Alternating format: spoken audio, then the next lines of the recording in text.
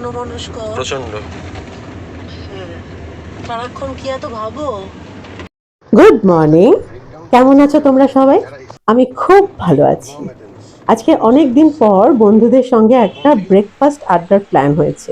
ছেলেকে কলেজে নামিয়ে দিয়ে আমি আর দীপাঞ্জন একটু একাডেমিতে নামলাম, ওখানে চা খেলাম দুজনে। তারপরে পৌঁছে গেলাম বন্ধুদের সঙ্গে আড্ডা মারতে। দীপাঞ্জন আমাকে ছেড়ে দিয়ে ও ওর কাজে চলে গেল। তুই ছাড়া গতি নেই, তোকেই করে দিতে হবে। মানে আমি তো আগে কিছু বুঝতাম না, বুঝতে পারি আগে একদম বুঝতাম না। এই একটা খারাপ কোয়ালিটি ভালো নাম জানি না শাড়ি, আগে হাত দিয়েই বুঝতে পারি না, খারাপ বিয়ের পর আমি কিচ্ছু জানতাম না শাড়ি ফাড়ি। এগুলো কি রে, এগুলো কি রে? এই সব আমরা দেখ কিরম আগে তুলে নিয়েছে। পত্রটা বেশি ভালো, অরেঞ্জ। হ্যাঁ নে, তুই কি নিয়েছিস সাথে? ওটা ভালো না, দেখি দেখি।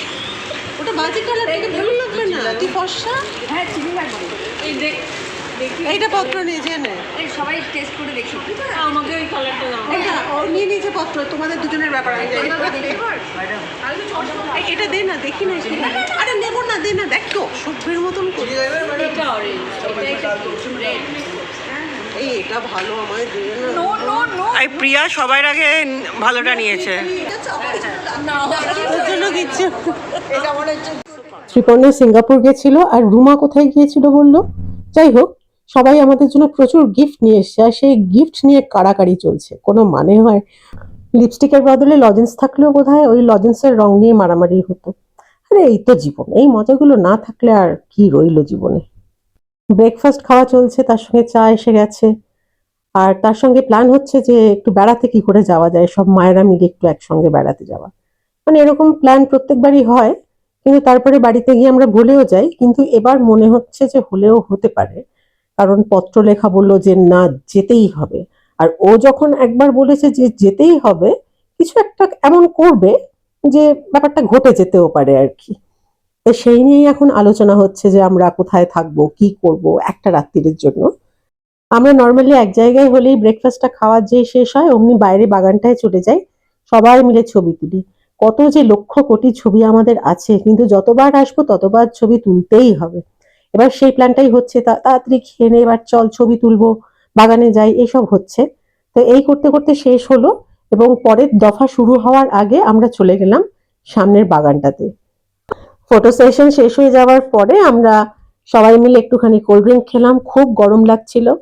তারপর আবার নেক্সট মিটের প্ল্যান করে বাড়ির দিকে রওনা হলাম। এইটার ইয়ে হচ্ছে বাড়ি ফিরিতেছি, মজা করিতেছি। বাড়ি ফিরিতেছি, মজা করিতেছি। আমরা ফিরতে ফিরতে মজা, যেতে যেতে মজা, বসতে বসতে মজা, আশেপাশের লোকেদের একেবারে অতিষ্ঠ করে দিয়ে বেরিয়ে দিই। সবাই অতিষ্ঠ হয়ে গেছে, আমাদের ঢুকতে দেবে না ওখানে। মুখে কত গো? 50 টাকা। কটা আছে? এটা আমায় দাও না। কিন্তু সূর্যমুখীটা একটু শুকনো শুকনো হয়ে গেছিল, কয়েকটা ফুল, সেই জন্য আমি গোলাপি কিনলাম। ছেলের জন্য আর দীপাঞ্জনের জন্য একটু বেকারি থেকে জিনিস কিনেছি। আমি কিন্তু ওটসও রেডি করে গেছিলাম, আমি নিয়ে এসেছি অনেক কিছু, আমি অল্প খাবো। এখানে ওটস রেডি করা আছে। তারপরে শম্পা আজ সকালবেলা বেরিয়ে গেছি বলেও খুব সকাল সকাল এসে যে ফলও কেটে দিয়েছে। আমার খিদে পেলে আপাতত এটাই আমার লাঞ্চ। যা ব্রেকফাস্ট করেছি আর মনে হয় লাঞ্চ করতে হবে না। ফ্রেশ হবো, ফ্রেশ ফ্রেশ। ও বিরাট কাজ হয়নি, বিরাট। সেটা হচ্ছে আমার টুনু মাকে খেতে দেওয়া হয়নি। ওই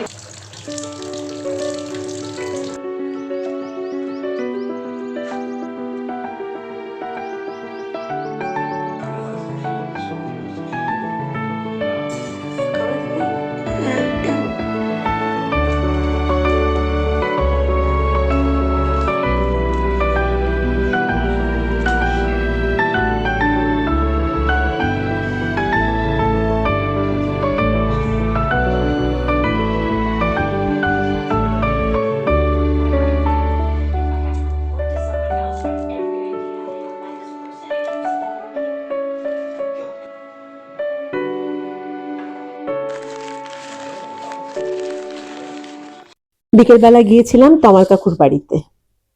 আমার ছেলে আর দীপাঞ্জন ওরা একটুখানি ওদের দরকারি কেনাকাটায় গেল। আমি একটুখানি তমাল কাকুকে দেখতে গেলাম, পেসমেকার বসেছে। আজ রাতে আমি ডিনারে একটা পনির স্যান্ডউইচ করব, যেটার মধ্যে ব্রেড থাকবে না। হ্যাঁ, ব্রেড ছাড়া স্যান্ডউইচ। নুন, ভিনেগার, চিলি ফ্লেক এগুলো সব রেডি করে নিলাম, বেশি কিছু লাগবে না। মনে রবে কেনা রবে আমারে, ফাগুনের ফুল যায় ঝরিয়া ফাগুনের অবসানে ক্ষণিকে। না ওকে না, পনির স্যান্ডউইচ কিন্তু ব্রেড ছাড়া। আজকের মতন টাটা।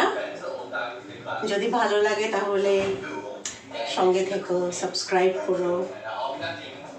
খুব ভালো থেকো, থাকতেই হবে।